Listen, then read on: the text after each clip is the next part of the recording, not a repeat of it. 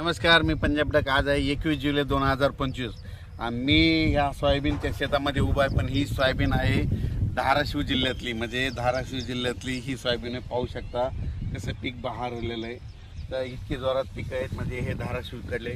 आणि या ठिकाणाहून धाराशिवचे काही जणांची सोयाबीन सुकत आहे, म्हणून या धाराशिव जिल्ह्यातूनच त्यांच्यासाठी एक आनंदाची बातमी देतो। आज 21 तारखेला म्हणजे संध्याकाळी रात्रीच्याला विजेच्या कडकडाटासह ठिकठिकाणी तुमच्या धाराशिव जिल्ह्यामध्ये पाऊस येणार आहे, म्हणून ही धाराशिव जिल्ह्यासाठी आनंदाची बातमी।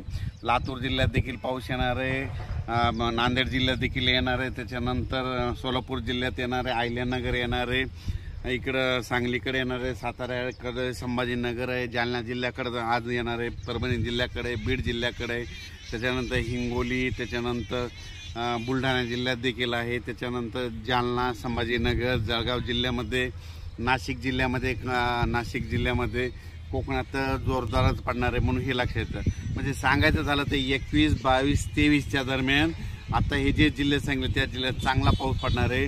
म्हणजे ज्या पट्ट्यात पाऊस नव्हता, विशेष म्हणजे धाराशिव जिल्ह्यातले सोयाबीन सुकत आहे तिथं नव्हतं, म्हणून खास धाराशिव जिल्ह्यात हे पीक पद्धती बघू शकता। एवढी मोठी सोयाबीन आलेली या ठिकाणी देखील आज धाराशिव जिल्ह्यात खूप ठिकाणी पाऊस पडणार आहे, या 3 दिवसात पडणार आहे, म्हणून हा अंदाज लक्षात येता। पण त्याच्यानंतर बीड जिल्ह्यात देखील आहे, लातूरकडं आहे, नांदेड आहे, परभणी आहे, हिंगोलीकडं आहे, वाशिमकडं आहे, अकोलाकडं आहे। म्हणजे राज्यात म्हणजे आजपासून ठिकठिकाणी पावसाला सुरुवात होणार आहे।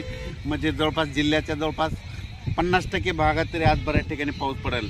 आजच्या पेक्षा म्हणजे 22 तारखेला आणखीन याची व्याप्ती वाढत जाणार आहे, 23ला आणखीन जास्त वाढणार आहे। म्हणजे सांगायचं झालं तर या 4 दिवसामध्ये 21, 22, 23 आणि 24च्या दरम्यान म्हणजे ह्या धाराशिव जिल्ह्यात सगळीकडेच पाऊस पडून जाईल आणि सगळ्यांचं जे सुकलेलं सोयाबीन आहे ते चांगलं दिसणार आहे, म्हणून ह्या अंदाज लक्षात यायचा।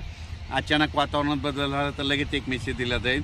पण राज्यामध्ये आता 21 पासून ते 28 जुलैपर्यंत 8 दिवस दररोज वेगवेगळ्या भागात पाऊस पडणार आहे आणि संपूर्ण जिल्ह्यात सगळीकडे पडून जाणार आहे 8 दिवसात, म्हणून या अंदाज लक्षात यायचा। एकदा सगळीकडे पडणार नाही, आज काही ठिकाणी पडून, उद्याच्याला काही ठिकाणी पडून, परवाच्याला काही ठिकाणी पडून पाऊस येणार आहे, म्हणून हे अंदाज लक्षात घ्यायचा। अचानक वातावरणात बदल झाला तर लगेच एक मेसेज दिला जाईल। धन्यवाद।